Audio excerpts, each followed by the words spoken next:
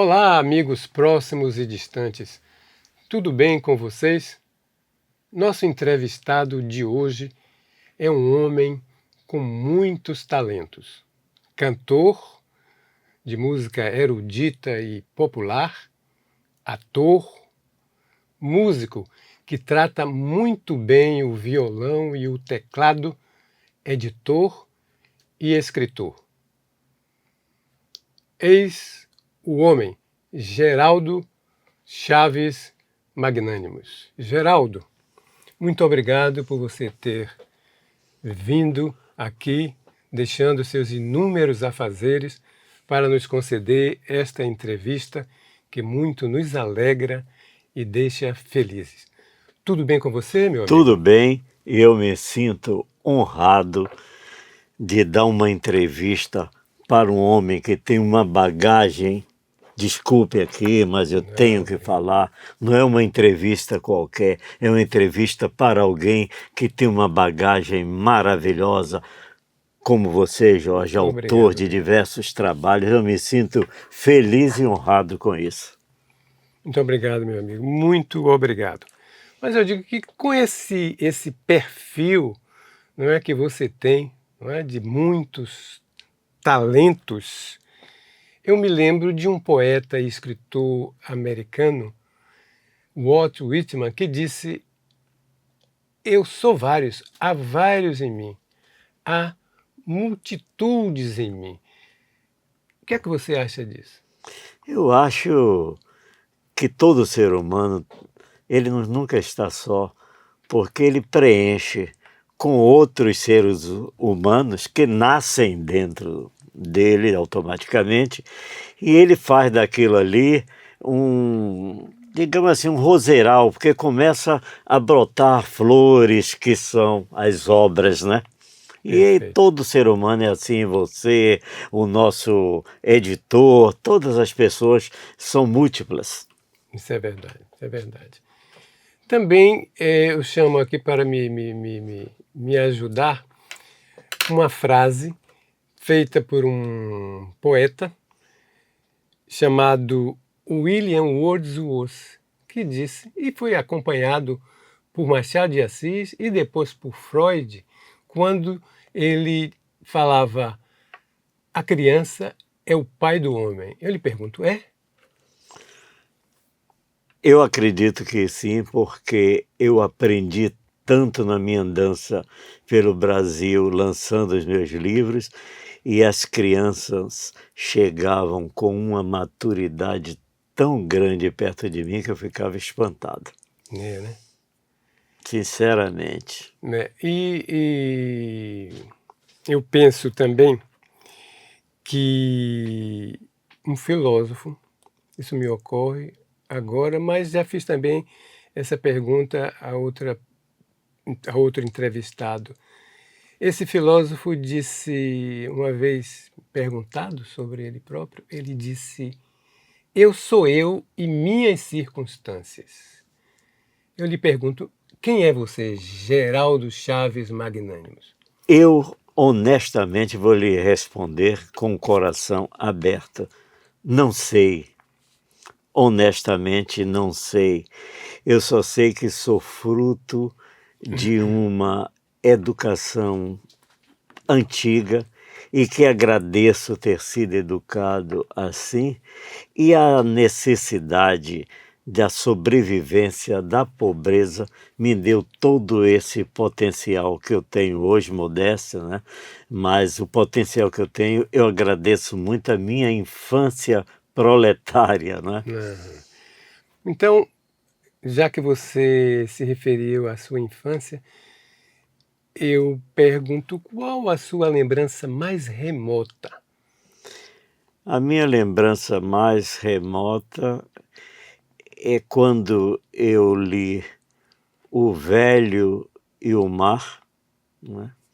Eu me lembrei das minhas idas ao dique, que era uma imensidão para a minha idade. Dique do Tororó? O dique do Tororó. Eu ia para o dique aos 10, 11 anos de idade para pescar traíras enormes lá para poder me alimentar e alimentar meus irmãos.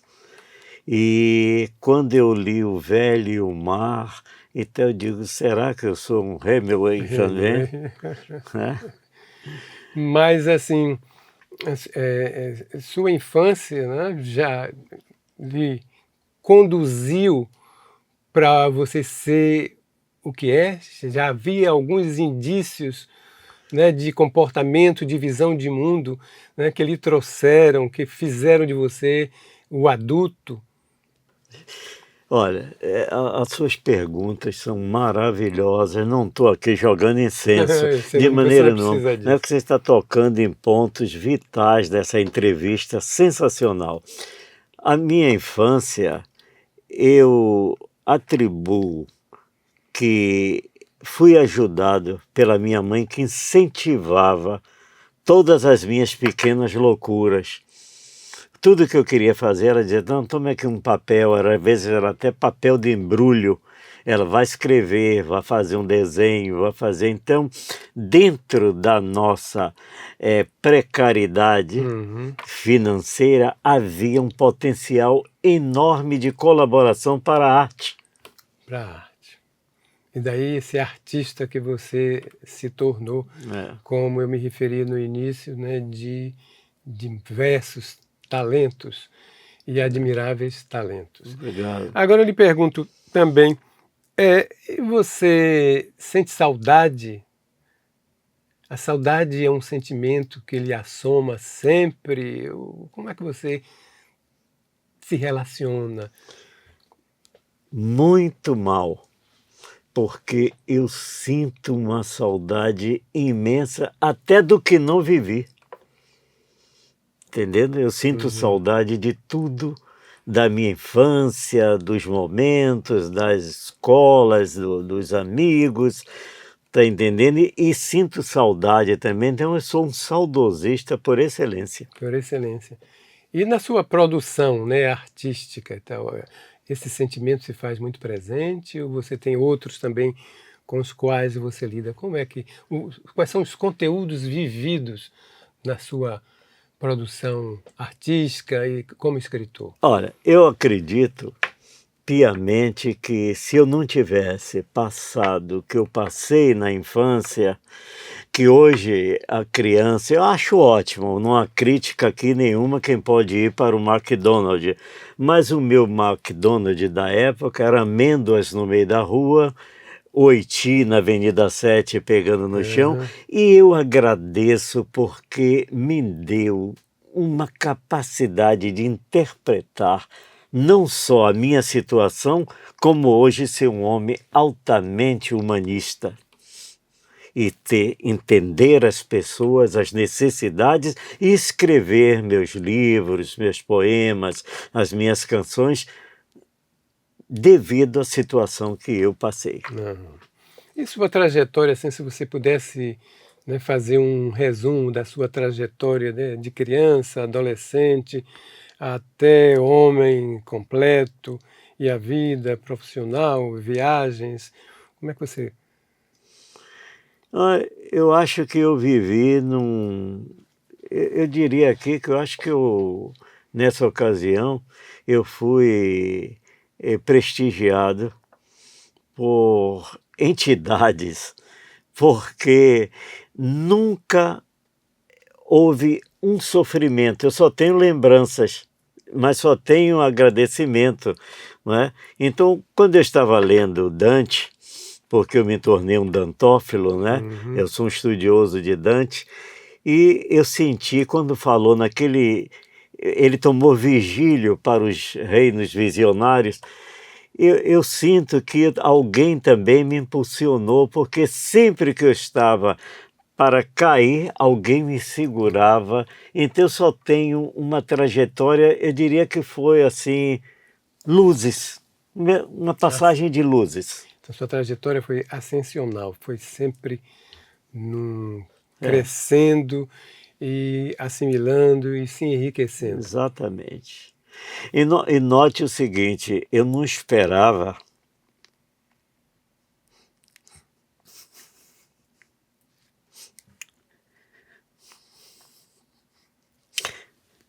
Fique à vontade. Desculpe, espectadores, desculpe. Mas eu não esperava, porque é gratificante demais quando você produz sem mágoas do que você foi ou do que você teve. Perfeito. Quer dizer que o que eu vejo nesse momento, não é, com sua emoção, é que a criança que você foi, você não deixou na estrada, como disse o poeta, né? Você traz ela com todo cuidado, né? E a trata da melhor maneira possível e não deixa fugir dela o sentimento genuíno, não é? Que enriquece, que humaniza, não é? O ser humano. É isso, eu estou pensando corretamente? Com certeza. Eu sou um garimpeiro. Eu fico durante toda a noite garimpando o meu passado, pegando pérolas e colocando na minha vida, buscando uma razão para me adaptar a um mundo que se tornou, né, tão diferente. Não é mais um mundo, desculpe, mas não é mais um mundo poético. É um mundo de observações com grandes problemas psíquicos, emocionais. E a gente que chega a uma idade que eu estou, posso dizer a minha idade? À vontade. Sim. Que eu estou aos 83 anos e resistindo e atuando e vivo para fazer tudo. Não vivo num mundo de lamúrias. Estou sempre aqui para lutar, para escrever, fazer teatro, me manifestar com relação à vida. E quando um homem do seu gabarito, do seu nível, me chama para entrevistas que me leva às lágrimas, eu só tenho que agradecer a Deus, porque sou um temente a Deus também. Acredito piamente na existência de Deus e Ele é que me conduz e conduz toda a nação. Então sua tarefa, como tenho observado, é de tornar o mundo melhor. Fazer dele um mundo que seja, digamos, entre aspas, respirável por todos, né? E que as oportunidades sejam dadas a todos. É assim que você pensa? Com certeza. Cada lágrima aqui valeu a pena, viu? Eu estou me sentindo essencialmente bem, porque uma vida sem essência não é vida. Nós temos que ter essência para poder viver.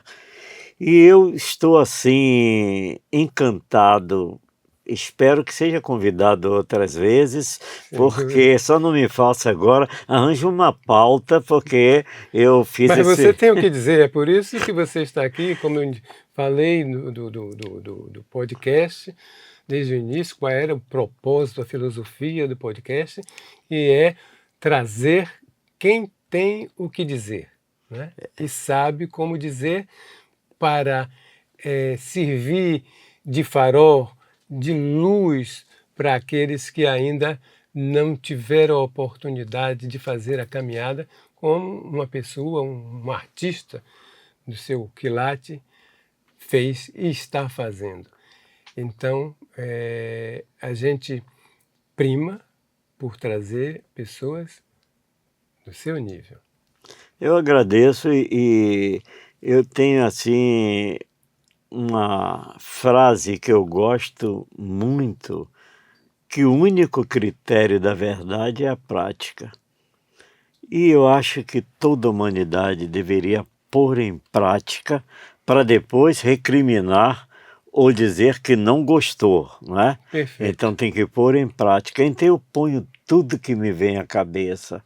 Eu estou realmente produzindo, fazendo, não importa a crítica, não importa, você está com a idade avançada e eu estou dançando, eu estou fazendo coreografia, eu estou cantando, porque a vida é um bem que me confiaram sem me consultar, mas eu não vou restituir com indiferença. Vou restituir com alguma coisa muito positiva. Ah, perfeito, perfeito. Mas continuando, não é, nessa sua trajetória na adolescência, como é que foi a sua adolescência? E se foi aqui em Salvador, foi em outro lugar? Qual era a sua relação com o mundo de então? Foi uma adolescência, eu digo assim, não tanto tranquila, porque eu me envolvi muito cedo com o assunto maravilhoso que é o assunto mulher. E eu, aos 16 anos, tive amante mesmo. E eu fui um adolescente apaixonado que me levou muito ao sofrimento, porque amei demasiadamente e continuo amando. Não me tiraram ainda, né? Não cercearam ainda isso. Eu continuo amando, tá entendendo? Uma coisa voluntária, uma coisa que eu gosto de amar, de sentir as mulheres, de respeitar as mulheres, de dar às mulheres o que eu posso dar de melhor com relação a tratamento e tudo. Então eu sou um amante incurável. E a minha adolescência foi toda assim, de poesias, de poemas, de crescimento no amor e fazendo arte também, né? Tive grupo de teatro, essa coisa toda, né? Agora, nunca me envolvi com o lado obscuro que geralmente tem na adolescência, sempre tem lados obscuros, nunca me envolvi. Quer dizer que você sempre valorizou, quer dizer, desde adolescente, muito mais o sentimento do que o objeto. Com certeza. A coisa, o amor em si, não é? Com certeza absoluta. E você, falando em amor, me ocorreu aqui agora a questão de que é o amor que serve rigorosamente, profundamente, de lenitivo a todos os problemas que possam ocorrer ao homem. Por exemplo, Deus não nos deu essa capacidade de transmitir a dor que um tem para o outro para amenizar de forma física, mas Deus nos concedeu, não é? Na hora adversa, o amor. E o amor funciona como exatamente um lenitivo.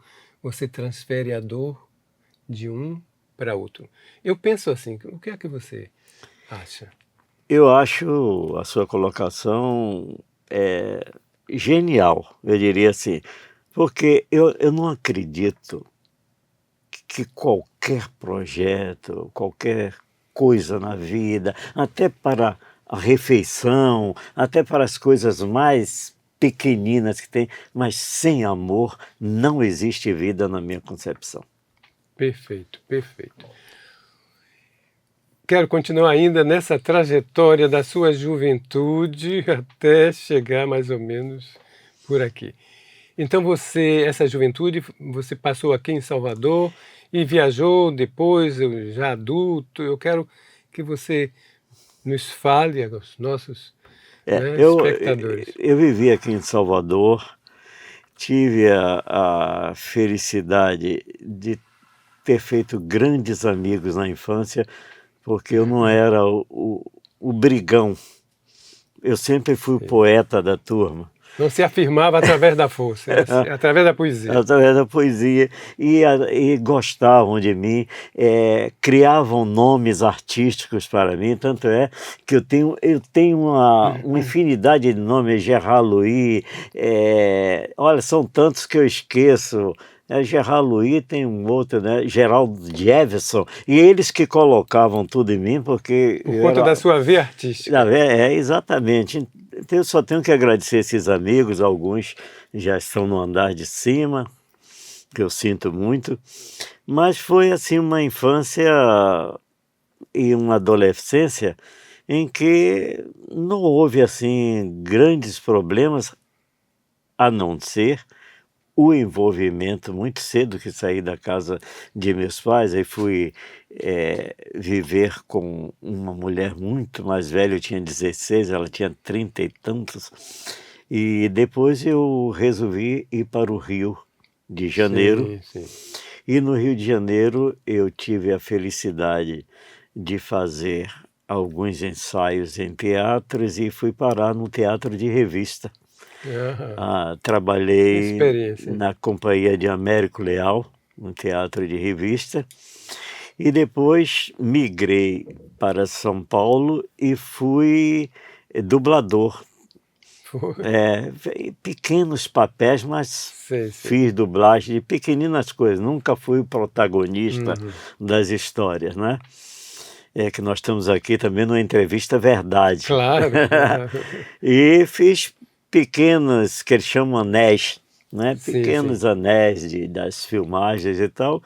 E a minha vida toda foi assim, compondo coisa, e nunca tive assim drama, problema existencial. Odeio quando alguém Não fala tinha isso. tempo para isso, Eu né? não tinha tempo e também não tinha, em casa não tinha, porque lá em casa o psicólogo de lá de casa tinha mais ou menos 90 centímetros e ficava na cintura de meu pai, o psicólogo. Então, quando ia esses acharques, né? Então não tinha uns acharques, umas coisas estranhas, e eu O couro comia. agradeço muito, É, agradeço muito. exatamente. E aí no Rio de Janeiro você teve inúmeras experiências, né? Na questão da dublagem e no teatro, mas você conviveu assim com figuras interessantes. Mais ou menos que época foi essa? Olha, eu não sou bom de data não, mas 70 por aí, né, de Sim, sim. 60. Quando eu saí do exército, eu fui automaticamente embora para o Rio, né, Sim, tinha sim. 18 para 19 anos, e fiquei um tempo no Rio, fiz alguns cursos lá de livres, de teatro e tal, fiz conservatório de música, que sou um barítono, né, Sei, sei. e assim, a minha vida sempre foi assim, pautada no que eu poderia fazer dentro das minhas condições. Não, Então, quando apareciam oportunidades, eu abraçava, né, abraço. essas oportunidades. E o Rio era realmente aquela época uma cidade maravilhosa, como dizem, Com certeza, diziam. com certeza, eu tive a felicidade de Por quê? assistir. Por que era assim? Era porque era romântico. Ah, Aí entra o amor, que não é hoje. eu sei. Hoje é uma agressividade, bala perdida, uma série de coisas, tal. Mas naquele tempo era romântico. Eu, quando cheguei, tive a felicidade de assistir às escolas de samba que não tinha ainda Eu aquela sei. coisa Aquele de envolvimento todo, né? toda. Era ainda na Avenida Getúlio Vargas. Perfeito. E eu tive quando passou um bloco daquele tal, mas chorei, na época eu choro A sensibilidade do fácil, artista tá à flor da e pele. chorei tanto no Rio de Janeiro, assistindo aquela coisa linda, ainda alcancei as pensões antigas, que Ah, morei em pensões dos portugueses e tal, né? uhum. E fazendo um teatro, tive a felicidade, a honra de pegar um livro, uma enciclopédia, eram vários volumes de Vicente Guimarães, que ia ser o sucessor de Monteiro Lobato, Uhum. tá entendendo? E extrair uma peça, encenei em todos os colégios, extraída da obra De dele, de Vicente. Vicente Guimarães. Uhum. E eu extraí um personagem chamado João Bolinha e executei em todas as escolas e tal, através da Bradil, que era uma editora grande da Sim, época, né? sim. Mas nessa época eu tinha as maiores necessidades do mundo para me alimentar, para me conduzir, mas eu não abri a mão da arte. Da arte. Não. Então, a arte para você salva e abre caminhos da Arte luz. para mim é tudo. É tudo. Arte para mim é o oxigênio que eu... Entendendo? Sem a arte, eu acho que eu seria um espectro. Perfeito. Agora, e você deve ter circulado na famosa Lapa. Conta aí alguns casos que se Lapa, sucederam. Lapa eu alcancei no auge da Lapa e frequentava ali, conhecia as meninas, né?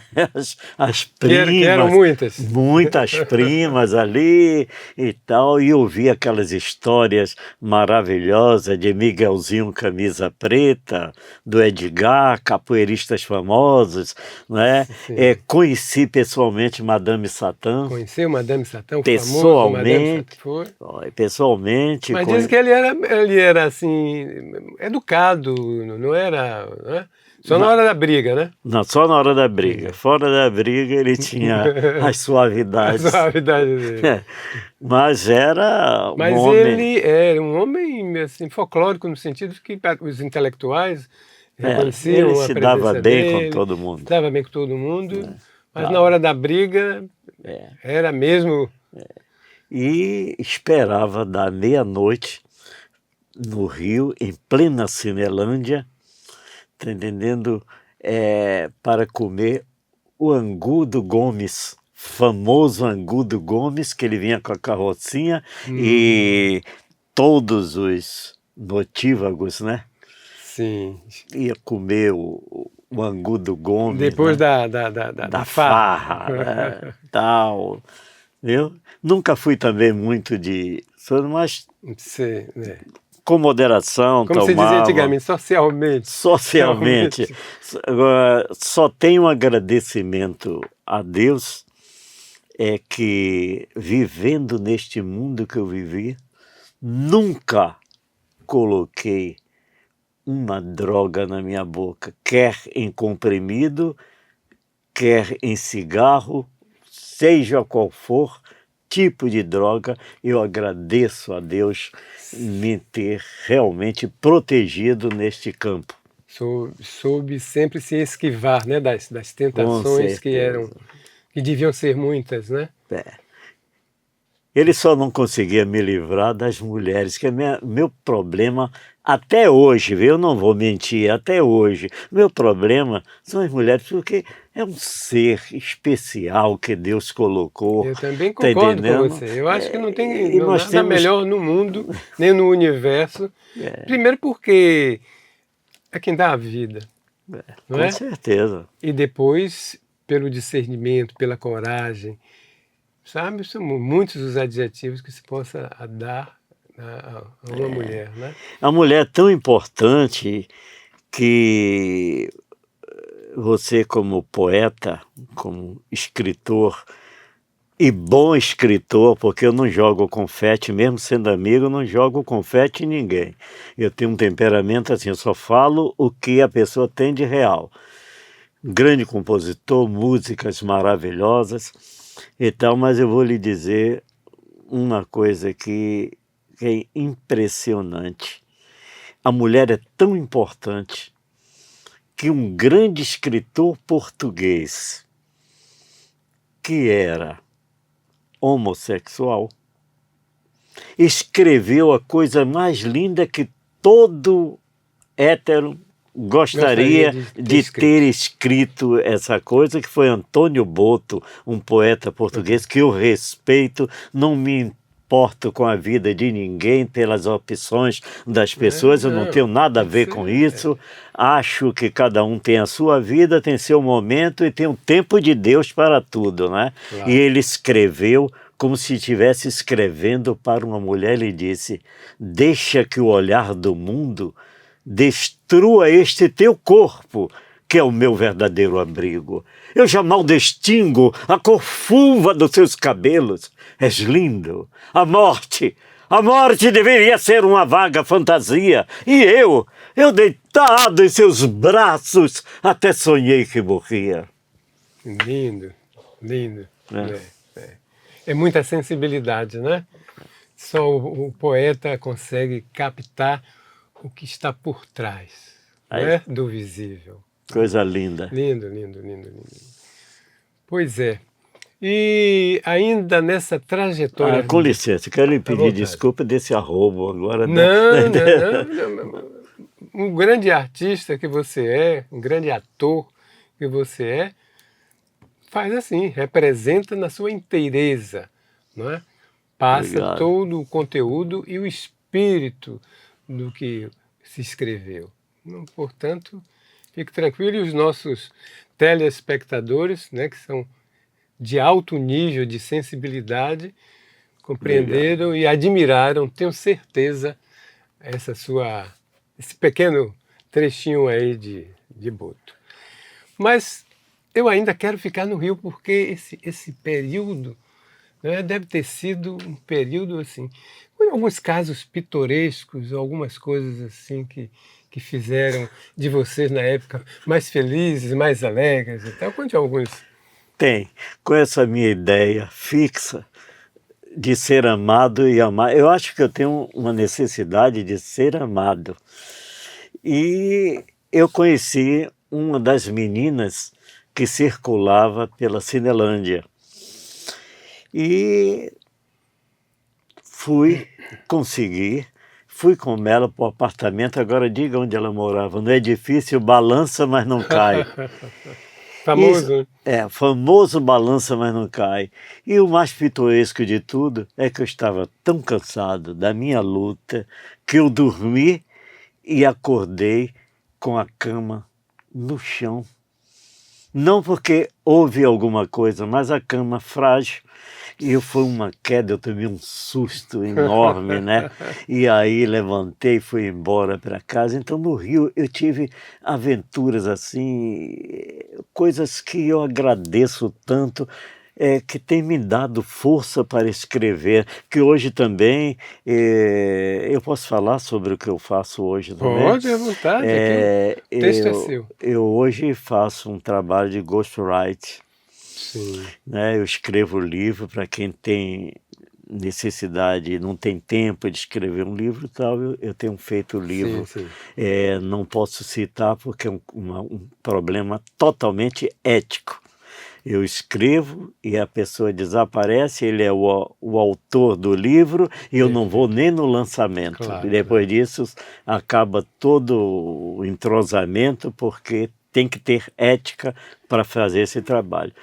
Então, eu estou feliz e muito feliz agora ser entrevistado por um homem né? Eu conheço o seu currículo e não é fácil não, viu? Agora, eu gostaria de saber como é que você está vendo este mundo de hoje. Porque naquela época em que você estava no Rio, um escritor chamado Stanislau Ponte Preta, diante de tantas loucuras, de tanta mediocridade, ele escrevia no jornal, né, diariamente, com o título de FEBEAPA, Festival de Besteira que Assola o País.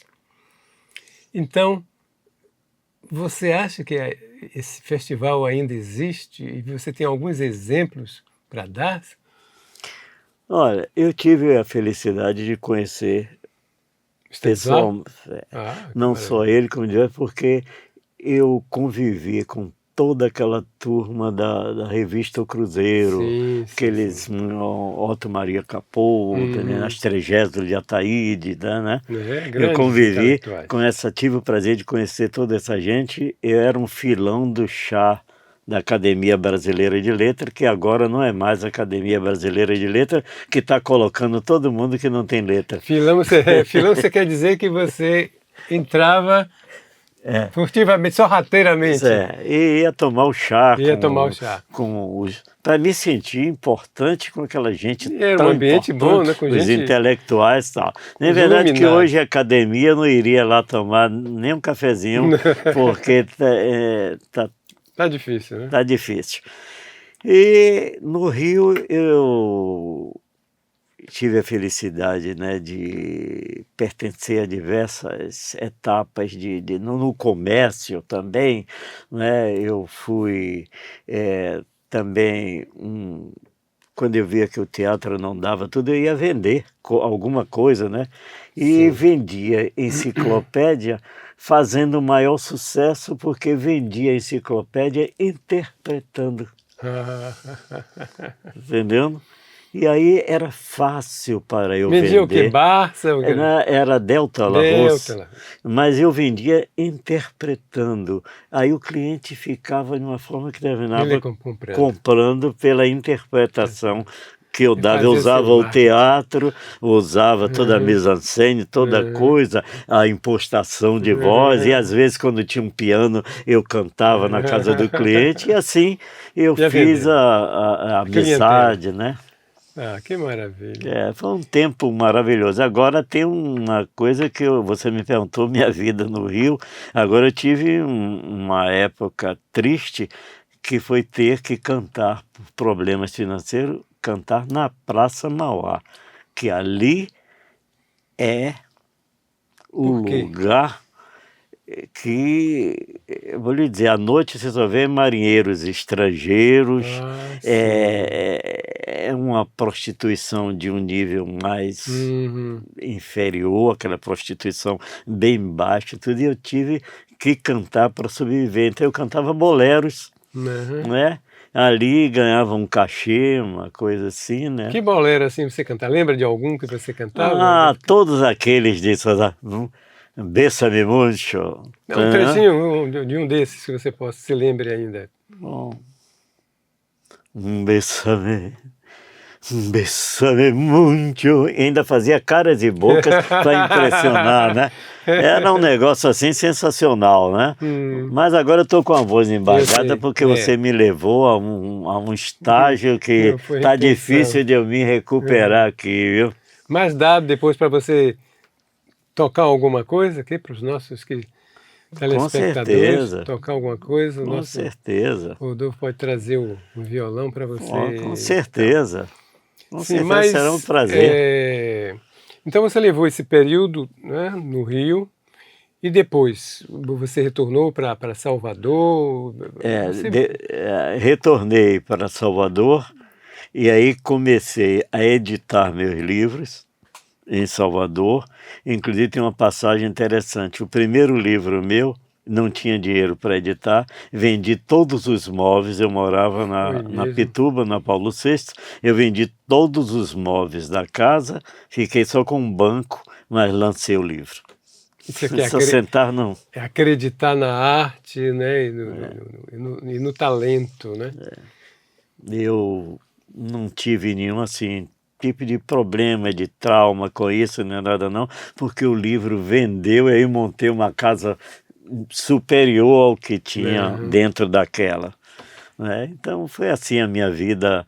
Estou sempre acreditando. Eu aconselho aproveitar o seu programa, o seu podcast maravilhoso, para dizer o seguinte: não desista do seu sonho, dos seus sonhos. Há sempre lugar para você. verdade. Existe uma manhã. A vida seria ruim se fosse só hoje, mas existe um amanhã. Perfeito. E também é o seguinte, o sonho, digamos, é o elemento primordial, originário, né? É. Para que as coisas se realizem. Se você não sonhar, você não pensar, não desejar antes, não existiu, Tem sentido, né? e aí não vai se realizar. Então, o sonho é fundamental, né? O Muito. sonho, como disse o compositor, colega nosso, dream is over. Não, o sonho não acabou e não acaba nunca, né? Porque Nunca. senão a gente desaparece. E triste é de quem não sonha. Nem que seja um pesadelo, mas faça alguma coisa, tenha um sonho, tá entendendo? Não fique sem sonhar, porque se não sonhar não acontece nada. A vida fica estática, fica triste, tá entendendo? Você não vai para lugar algum. É triste, triste, triste. O homem, a mulher, o ser humano em geral, a criança, todos tem que ter Tem sonhos. que ter sonho, sonhar. Mesmo que seja aparentemente impossível. Não é? Agora, você me fez uma pergunta e eu lhe deixei sem resposta. O que é que eu achava do mundo atual, não foi? Foi. Foi.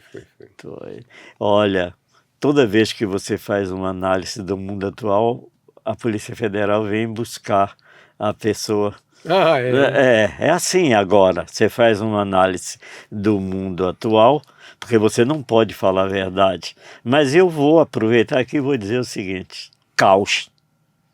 Estamos em caos. No caos, perfeito no caos. Temos que mudar essa mentalidade para todo mundo poder comer o que todos os aproveitadores estão comendo, não é? O seu caviar, lagosta, termidor, né?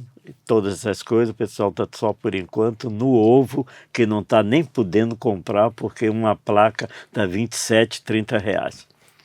Disse o físico que caos é ausência de forma. Então, a forma não existe, Não. segundo você. Perfeito. E você voltou a Salvador. E aqui em Salvador, além do que você já disse, que fez, quais foram as outras atividades? Porque você cantor, músico, editor, né, escritor, não é? Todas essas notáveis qualidades, né, que fazem de você, como eu já disse, uma pessoa absolutamente singular. Mas assim, o que foi que aconteceu? Constituiu família? O que foi que...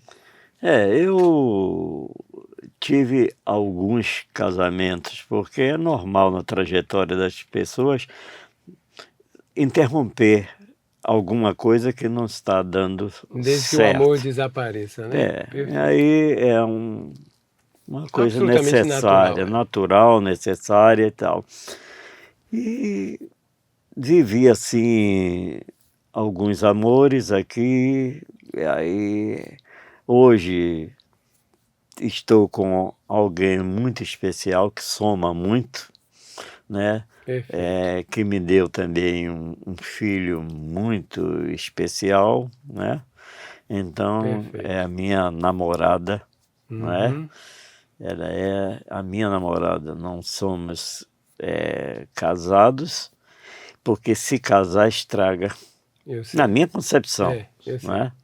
Nós somos eternos namorados. Então você é um homem feliz. Feliz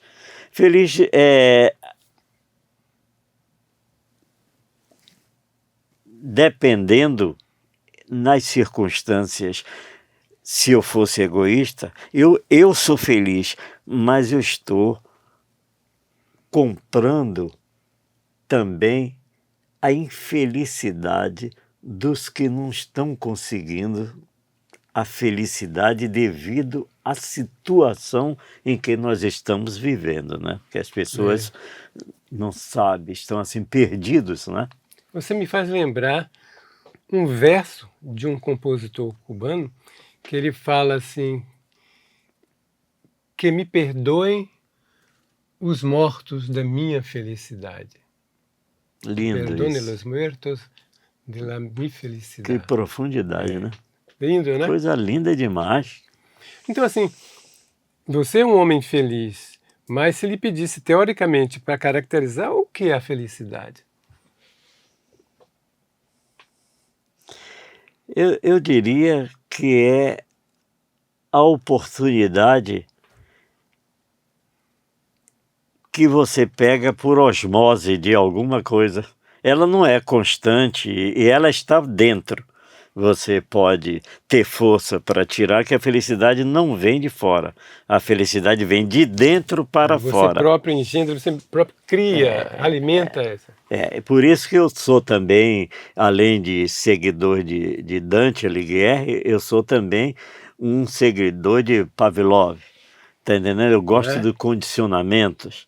E ele foi o pai do condicionamento, então eu uso muito o condicionamento operante. Então eu tenho que acordar e dizer, eu amo, eu estou bem, eu estou feliz, todo mundo está bem, né? Reforçar sempre. Reforçar o condicionamento, né? Sim. Não sou adepto ao Skinner, que é também um grande filósofo, um grande cientista da palavra, dos temas, da vida, e Sim. que ele também repudiava, era contra a saturação de ideias. Meu sei. Eu também não gosto da saturação de martelar a mesma coisa, eu não gosto de sei. saturação de ideias, eu automaticamente me afasto. É por isso que a gente vê em você muita inventividade, muita febre para fazer as coisas em várias direções, né? Exato. Prova, né, a sua atitude com relação à arte, às artes, né, de modo Eu geral. aproveito o tempo ao máximo, não é? E não tenho medo de futuro. Qual futuro que um homem de 83 anos eu tenho todo, porque o meu tempo é muito longo ainda na minha concepção. 10 minutos para mim Pode ser uma pode eternidade. ser 60 horas, 500 horas de produção. Uhum. Então eu não tenho medo do tempo. Então, mesmo diante desse caos, né, de que você falou, você nutre esperança com relação à juventude, com relação ao futuro? Com certeza. Seria, assim, uma coisa ridícula se eu não tivesse fé. A juventude, para mim, está dividida, está entendendo? Tem uma parte da juventude que quer muito, e tem uma parte da juventude que não quer absolutamente que aconteça nada.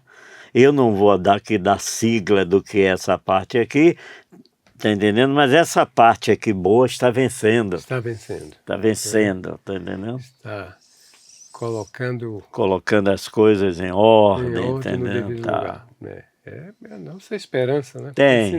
Tenho muita esperança. O Brasil vai sair desse marasmo aí, dessa coisa toda, e vai acontecer, vai todo mundo cantar, vai todo mundo ter oportunidade de ter livros, de viajar, de comer bem, tá entendendo? De aproveitar a vida, tá entendendo? Porque a vida, a definição é interessante como alguns escritores definiram a vida. Teve um que definiu assim, que a vida é um bem que me confiaram sem me consultar e que eu vou restituir com indiferença. Uhum. E tem outro muito simples que foi mais exato, ele diz, a vida é a própria nutrição. Ele foi para a biológica. Né? Um filosófico, né? E outro biológico, né? Perfeito. Então eu acho que nós estamos no caminho certo. E ainda tendo aqui, eu não sou garoto propaganda, não, de maneira nenhuma, mas eu me sinto, eu tenho um orgulho enorme do seu trabalho. Desculpe eu bagunçar a sua... mas eu tenho que falar. Olha, maravilha. Parabéns. Obrigado, está aqui com quem faz músicas de verdade, tá entendendo? Porque tem as pseudo-músicas, mas aqui tem música de verdade, tem literatura de verdade. E eu estou feliz de estar aqui com você. E eu também, imensamente e orgulhoso de entrevistar uma figura sobre quem eu falo com muitas pessoas, né, sobre a singularidade de Geraldo Chaves Magnânimos. Vamos fazer um intervalo enquanto a gente pega um violão para você dar uma palazinha? Com certeza. Ok, voltaremos daqui a pouco. Geraldo, sua inventividade corre mundo. Eu soube que você faz letra e música na hora, dado o tema. Para não fugir ao que a gente conversou há pouco, eu daria o tema criança.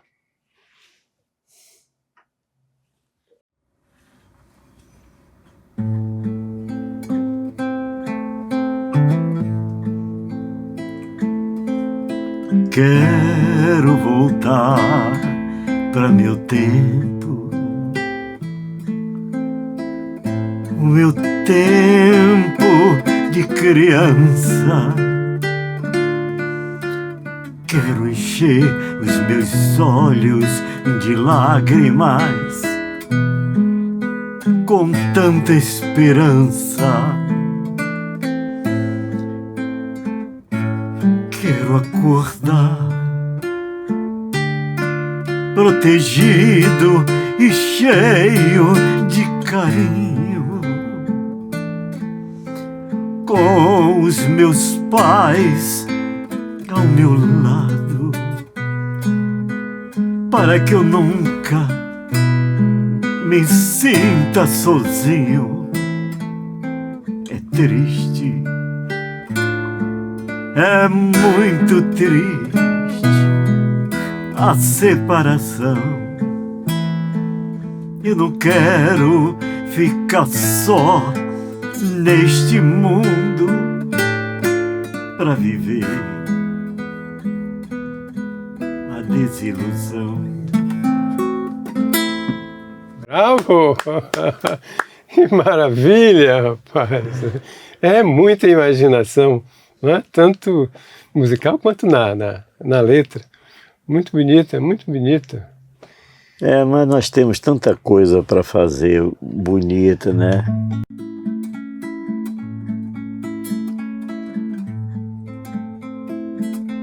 Sonhar. Sonhar é mergulhar na vida, é viver, beijar, é se entregar. Não me negue o seu corpo, deixe eu no seu corpo acordar. Quero viver toda a minha vida na loucura de te amar. Maravilha! Que satisfação, que entrevista maravilhosa, tá vendo?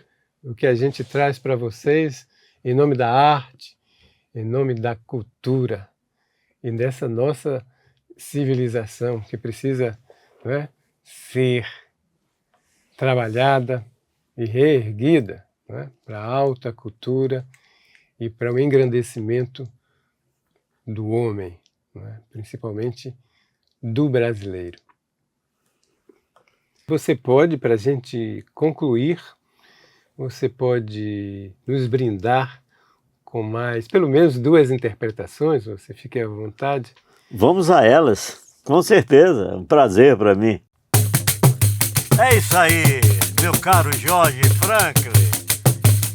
Quem samba fica, quem não samba vai embora.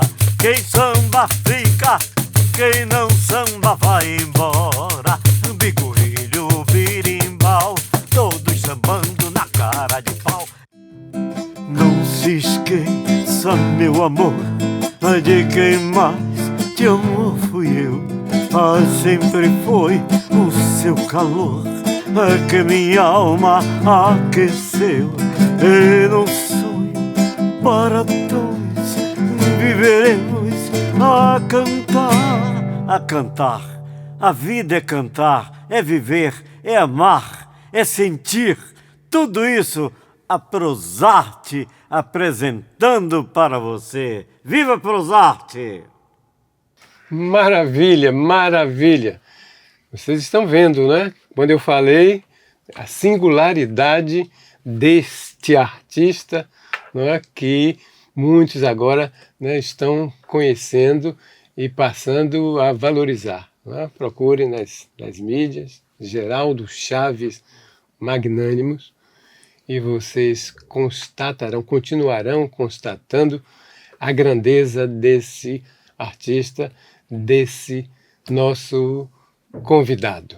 Portanto, Geraldo, muitíssimo obrigado por você ter se disposto, né, deixado os seus afazeres, que são muitos que eu sei, para poder nos conceder esta entrevista que nos honrou bastante. Muito obrigado.